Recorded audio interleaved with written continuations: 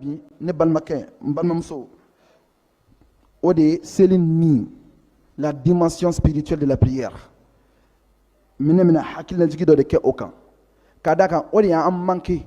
bi o manqué b'an na kojugu anw ta manqué fila bɛ ɲɔgɔn sɔrɔ an na seli bato yɛrɛ bɛ kɛ cogo min na a manière an t'o dɔn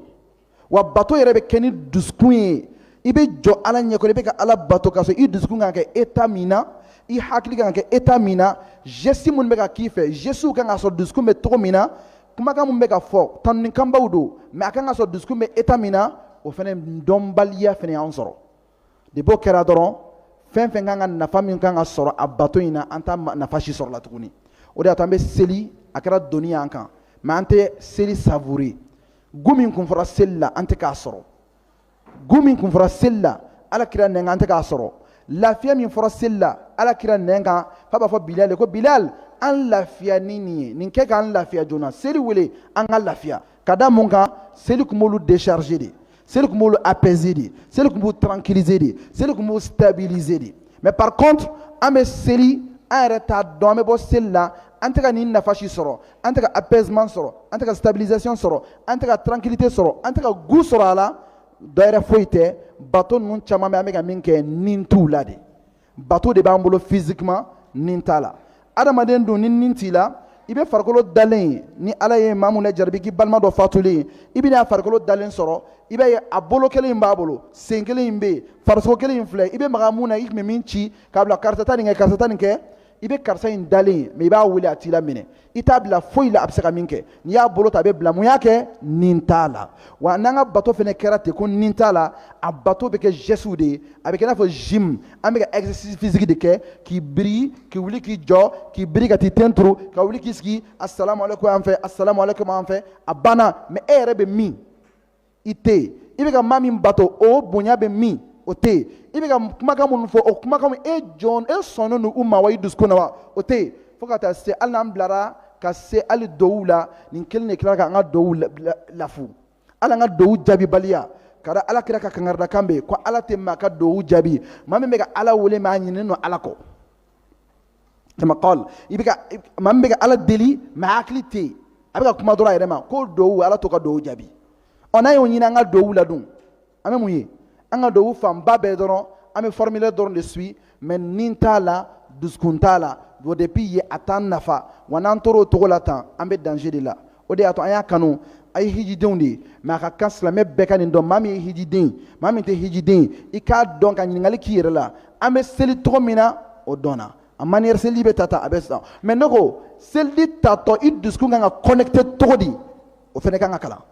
n'i jɔra seli kan k'i bɛna jɔ ka seli ala ye i kan k'i dusukun fara ɲɔgɔn kan cogo di n'i bɛ ka ruku kɛ i dusukun bɛ ruku k'i nɔfɛ cogo di n'i bɛ k'i ten turu i dusukun bɛ ten turu i nɔfɛ cogo di ce travail là ça c'est du vrai challenge nin ma nɔgɔn hali dɔɔni mais nin dun de ye n balimakɛ n balimamuso ni nin b'i se i ka laɲini ma i ka ala bato la timiya min bɛ ala batoli la i t'a timiya sɔrɔ ni nin tɛ gu min bɛ ala batoli la i t'a sɔrɔ ni o tɛ timiya min bɛ ala kofɔli la i t'a sɔrɔ ni nin tɛ n'i ye nin bɔ a la a tɔ ye birika wuli de ye n'a dun kɛra birika wuli ye nɔrɔ fɔra seli la ko n'i y'a kɛ a b'i yɔrɔma jɛn ka bɔ ala sɔsɔw la a b'i sanuya o si tɛ sɔrɔ a la i bɛ tila seli la san ka taa daminɛ zéro mun na parce que i bɔra physiquement geste de la mais est ce que seli la yɛrɛ bon walasa nin yɔrɔ ka faamu an y'a kanu bi ka nin sigi in de kɛ o de y'a to bɛɛ ka lamɛnni kɛ avec attention ne tɛ ka kuma maa yɛrɛ ka seli kan kana maa si ka seli ɲini kana maa si ɲini bɛɛ k'i yɛrɛ de lajɛ n bɛna kuma minnu fɔ a lamɛn i k'i yɛrɛ suma a ma est ce que e bɛ nin kɔnɔ wa o la sisan an bɛna seli min kɛ an b'a daminɛ seliji yɛrɛ tali la fɔlɔ depuis seliji tali n balimakɛ n balimamuso n'i bɛ fɛ i ka concentrer i ka seliji ta la f'i ka seliji ta ka bɔ senko ni boloko dɔrɔn na n bɛ taa n sen ko n bɛ taa n bolo ko n bɛ taa n ɲɛda ko ayi ŋaniya yɛrɛ kan ka fara seliji kan mun b'a to bolo koli b'a sansi sɔrɔ ɲɛda koli b'a sansi sɔrɔ tulo koli b'a sansi sɔrɔ i bɛ ka maga organe i bɛ ka ji maga a ye farikolo fan fan na k'i to seliji tali la a farikolo bɛɛ n'a ka message de don a bɛɛ n'a ka rappel de don a bɛɛ n'a ka ala méditation de don méditation min kan k'i dɛmɛ wa a bɛɛ n'a ka tubi de don fana i kan ka min faamuya o fɔlɔ ye mun ye depuis b'a ŋaniya k'i bɛna seliji ta a dɔn o yɔrɔ bɛɛ k'i bɛna fɛn min kɛ koba damadɔ don a fɔlɔfɔlɔ ye mun ye nin ye baara de ye min bɛ nin sanuya ka bɔ i jurumu na i bɛ fɛ k'i jurumu dɔ de bin ka bɔ i la o sabatira alakira ka kumakan na sallallahu alaihi wasallam ni jɔn ye selita daminɛ i farikolo yɔrɔ yɔrɔ bɛ n'i b'a ko la i jurumu bɛ suru ka bin ka bɔ o yɔrɔ la ka tɛmɛ ji min bɛ ka bɔ i fɛ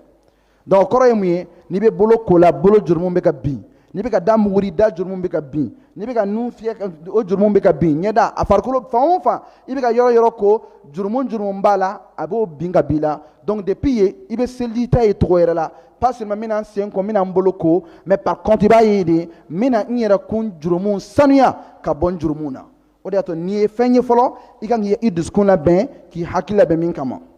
a filanan o de i bɛ k'i bolo ko i bɛ ka na i farikolo min ko depuis i bɛna seli ta o yɔrɔ bɛɛ i kan k'a bila i dusukun na k'a bila i hakili la k'a bila i nin na ko n bɛna mun kɛ sisan n bɛna Alahu subhanahu wa taala n bɛna dɔ fara n ka farikolo nɔrɔ de kan nɔrɔ min bɛ yen n'a bɛna kɛ sababu ye ka n kaburu nɔrɔ nɔrɔ min bɛ yen n'a bɛna kɛ sababu ye ka siratu tigɛ ka kira ko sallallahu alaihi wa sallam pɔn min b'a ɲɛ n'i y'o de tɛmɛ i bɛ don alijanna kɔnɔ o pɔn a ka misɛn ka tɛmɛ ɲɛsi kan a da ka di ka tɛmɛ banburu kan wa mun y'a kabakoma yɔrɔ ye dibi b'a yɔrɔ la kira ko k'i b'i bolo kɛ tan k'i ta ye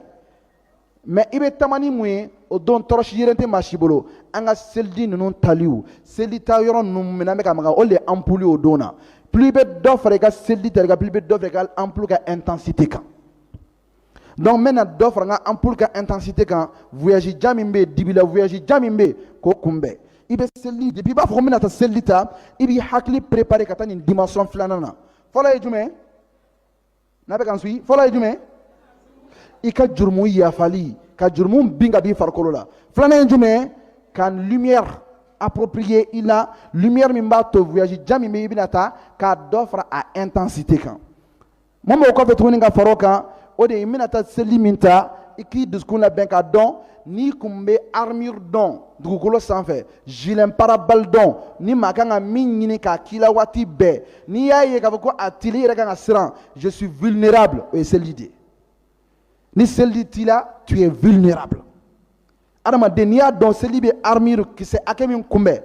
mun ka bon ni marifa kisɛ ye kilisi jugu a bɛ don i n'o cɛ dabali jugu a bɛ don i n'o cɛ ɲɛ jugu a bɛ don i n'o cɛ ŋaniya jugu a bɛ don i n'o cɛ olu ye marifa kisɛw ye u kisɛ da ka di u kisɛ ka kunba u kisɛ sɔgɔli n'o ka jugu siɲɛ 100 ka tɛmɛ an ka marifa fɛn fɛn k'a b'a ye ɲɛlɛ k'a bɛ ci mɔgɔ la ni ne bɛ adamaden sɔgɔ i nin na k'i sɔgɔ i den na k'i sɔgɔ i danbe la k'i sɔgɔ i ka ɲɛnɛmaya la dabali de b'a kɛ ayinu de b'a kɛ ɲɛjugu de b'a kɛ mais ka don i n'o cɛ a bɛ na a bɛ gosi la ka segin o armure ala y'o min di alakira mamutu ma ala belebele dɔ de seliji ye donc o de y'a to n'i ye nin faamu maa min ye nin dimension faamu a tigi b'a ye n'a b'a yɛrɛ kalama chaque fois ni seliji t'a la dɔrɔn a yɛrɛ bɛ siran a b'a ye k'a fɔ parce que diɲɛ kɔnɔ je ne sais pas quand on m'attaque jɔn bɛ ka attaquer et par quel moyen mun ka fisa n'a bɛɛ ye comme armure o ye n bɛ n ka armure de ta n bɛ ka taa n ka armure de ta n ka protection o tɛ naani ye sabanan ye naaninan sisan o de ye n bɛ ka n sanuya ka n labɛn ka taa n danbaga kunbɛnli la n'a fɔra ko i bɛna taa président y'i wele k'i bɛna taa président ka audience la ko fais ta toilette pour ça i b'a dɔn i b'a kɛ cogo min na quelle toilette i kan ka toilette min kɛ pour aller rencontrer le président de la république i b'a dɔn cɔ i kan ka labɛn min kɛ o labɛn min bɛ kɛ dɛ a dɔn i tɛna labɛn foyi kɛ ka taa ala kunbɛn min ka ɲi ka tɛmɛ seli tali kan donc n'i ye nin faamu nin dimension ba naani depuis i b'a miiri ko n kan ka seli ta dɔrɔn i bɛ nin faamuya o yɔrɔ bɛɛ an mago bɛ nin fɛn ninnu bɛɛ la o de y'a to n'i maa ye ka salaya seli t'a la dɔ yɛrɛ tɛ ɲinɛ yɛrɛ kɔ de don so ni hakili bɛ yɛrɛ la kuma bɛɛ i b'a kanu i ka kɛ seliji kɔnɔ kuma bɛɛ i b'a kanu i ka kɛ seliji kɔnɔ n'i ka seliji nagasira n'a tiɲɛna dɔrɔn i b'a kanu ka seliji kura ta parce que munna i bɛ fɛ ka nin laɲiniw bɛɛ sɔrɔ permanemment i bɛ fɛ k'i jurumu ko ka bɔ i la permanemment i bɛ fɛ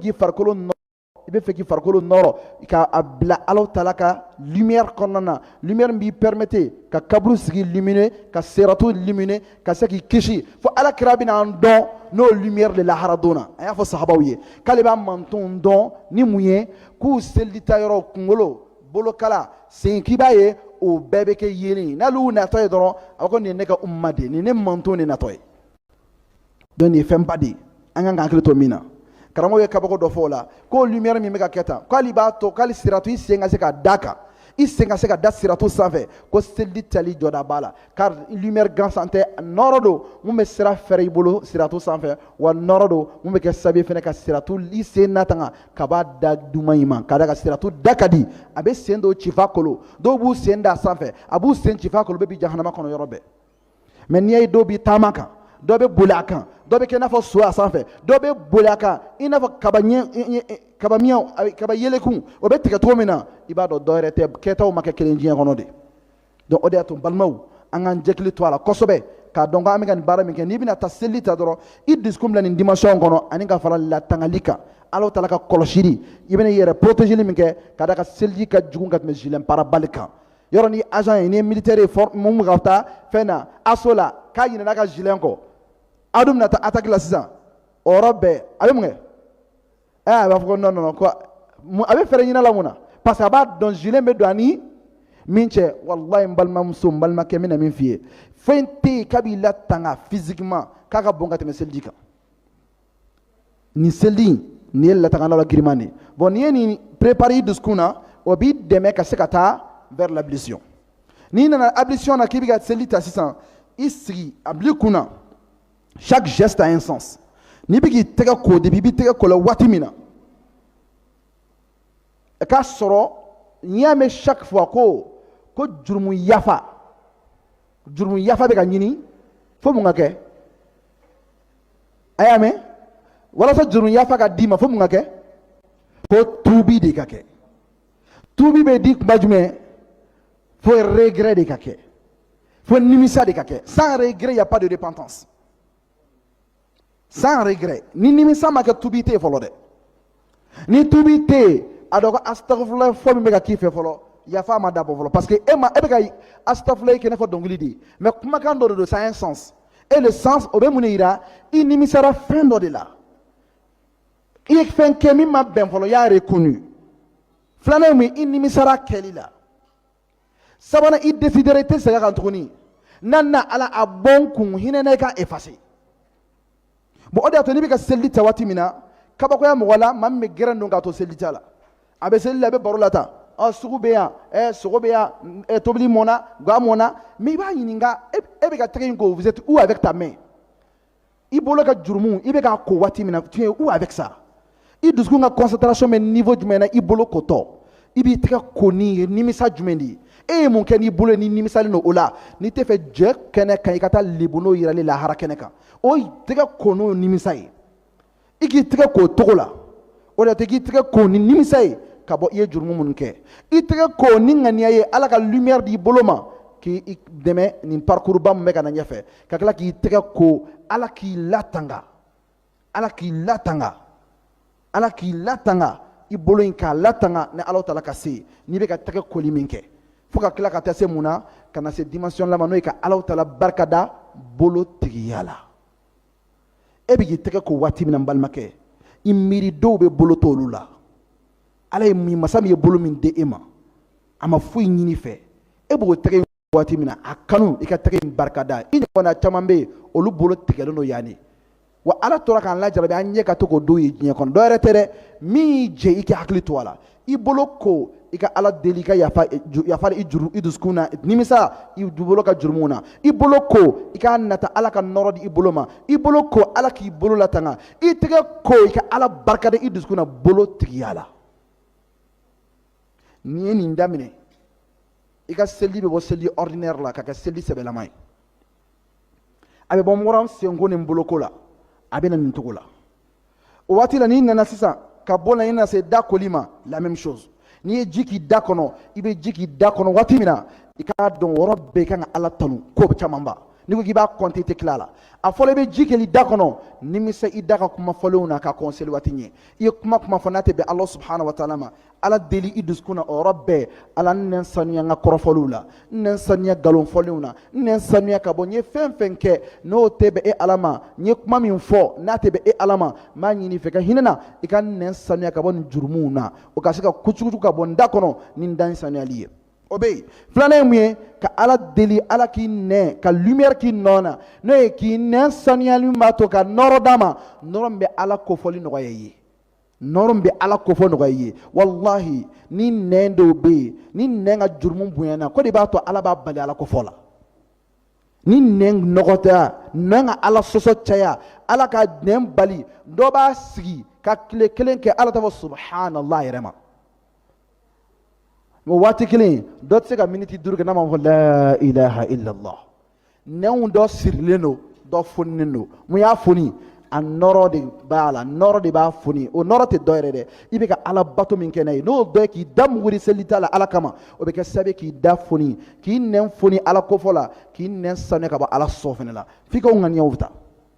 mime ka foro kan tuni o de Allah subhanahu wa ta'ala ibe ka wati bi ne be ki da senongo i jimi bi da kono iba timiya don iba kumuya don iba don ni timiya min be ni nema do de mawbe mula jaroni banawye akara cancer siraw fe nena ute gu foy don ibe shedama aniye buri ka da kono abekli gu kelen uto do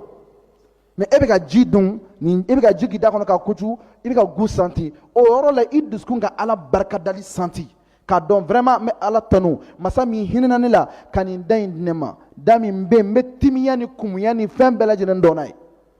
ibe ala barka da o datigi ala ka ala barkada dain tigiyala dami me ibe ka kumanai ki fela fo maye ki fela fo min kadinye ni mandiye ibe kuma ka ma blasra ibe kuma ka konyana bo wi ala ka nema di kan ni ala ka nogoyai ala barkada wati min ibe ka selita o wati kelna ibe ka selita ala deli aki dala tanga kada ka ni ma do labene kama nu be ka dabali jugudo kila wallahi labeno ka dabali ke ki daminila ki kene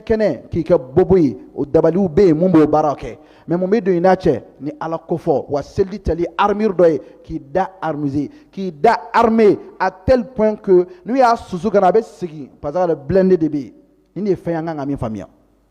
ka ala deli ni mbela ikida kujukujuku ni dimension la même chose ni nous fenela la même chose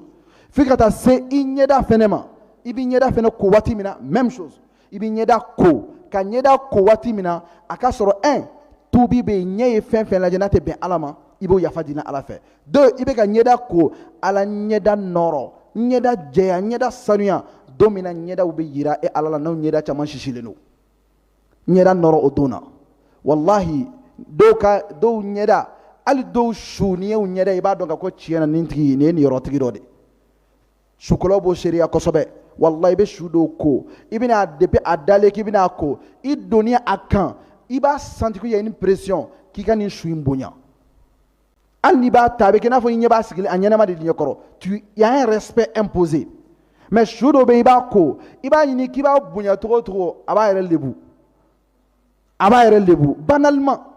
par imprudence chaque fois aba yere lebu o de ato ala kan kishi kabo lahalama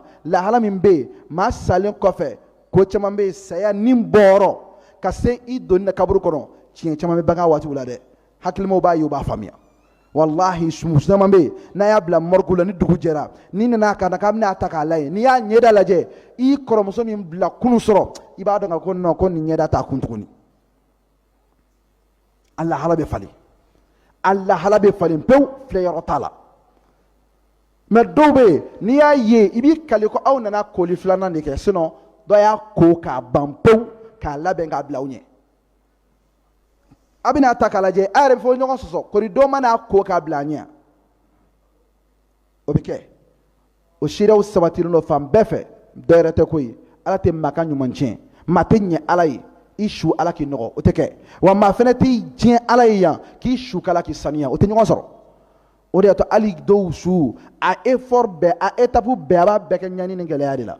a étape be fo ite ka be no ya soro mina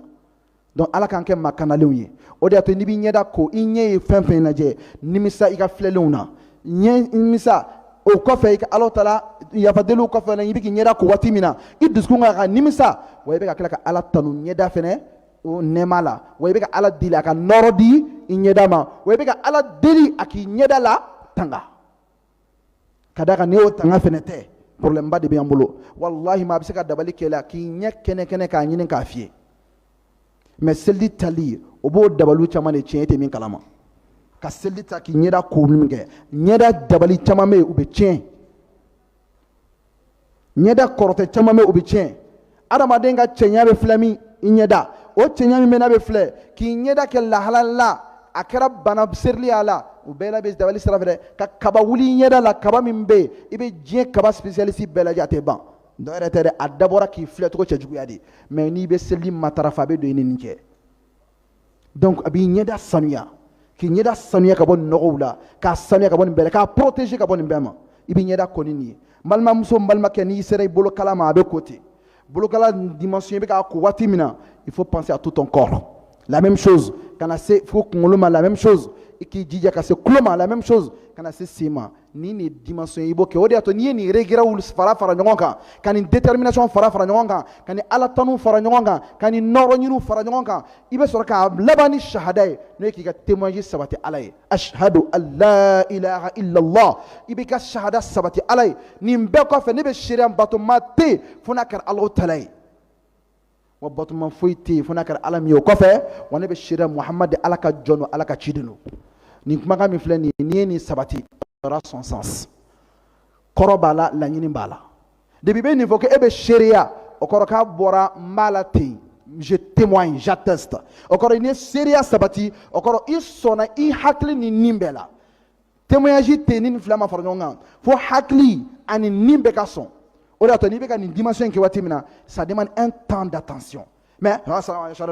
ça demande c'est-à-dire i b'i fara ɲɔgɔn kan k'i dusukun fara ɲɔgɔn kan phrase tɛ i bɛ ka min fɔ ten i bɛ k'i engager solennellement ko batoma banna ni ala tɛ a banna jinɛ ko banna wɔkulɔ ko banna mori ko banna soma ko banna filɛlikandon banna la ilaha illallah kulubato banna kaburubato banna nin ye nin bɛɛ bannen batoma si tɛ ni ala tɛ wa muhammadu rasulullah wa muhammaduhu abduhu wa rasuluhu o mun filɛ ka fɔ nin ye o jumɛn o de k'a fɔ muhamadu min filɛ o ye ala ka jɔn n'a ka ciden o kɔrɔ ye mun ye ladegebaga banna diɲɛ kɔnɔ ni ala kira tɛ ne tɛ maa ladege tuguni dans toute ma vie actuellement je me suis engagé solennellement k'an batoma o ye ala de ye wa filanan ye mun ye nin ye n bɛ maa min ladege sur le plan n ka ɲɛnɛmaya bɛɛ kɔnɔ n ka ɲɛnɛmaya dimension bɛɛ n ka furu n ka furusa n ka den n ka lamɔ n ka sunɔgɔ n ka wulili maa min ye n ka modèle de référence ye de o de ye jɔn ye ala kira sallallahu alaihi wa sallam i b'o de sabati i mɛ dugawu dɔ bɛ ka tɔgɔ allahumma ij'alni min at-tawwabin i ma dugawu ye allahumma ntigi ala ij'alni min at-tawwabin ne b'a ɲini fɛ ala i kan fara tubi jɔn kan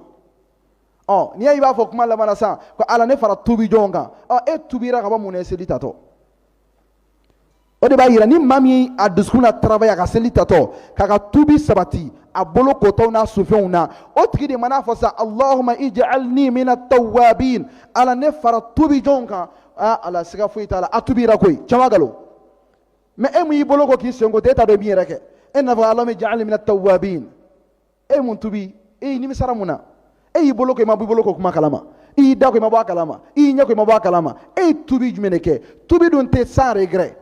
parmi les premières conditions du tawba de la repentance ça c'est le premier point c'est an-nadam le regret quand tu regrettes pas il y a même pas de repentance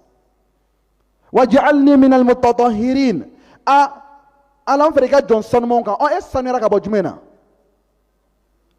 i ye mun de sanuya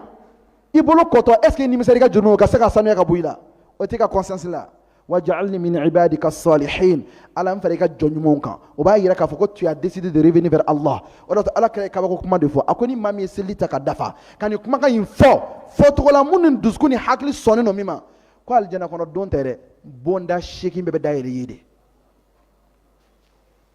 kira ka hadisaw la ni kuma ɲɔgɔnnaw man ca mais a y'a fɔ seli de la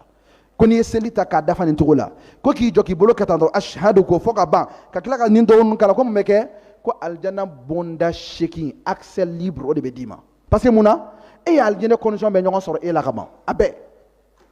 i sanuyara ka ban i ye nɔrɔ tigɛra ka ban yafa kɛli ma i protégera mais mun b'a kɔfɛ alijana de bɛ yen donc alijana bonda 8 bɛɛ accès bɛ dayɛlɛ i ye balimaw nin de tun ye conseil an ka hakili to min na donc n'i ye seli ta nin cogo de la an bɛna se dimension min ma sisan o de an bɛna seli ala ye bon n'i bɛna seli ala ye f'i ka dɔn an bɛ taa seli o kɔrɔ an ye jaabi o la sisan an bɛ taa seli an bɛ taa biri ka wuli de yan naam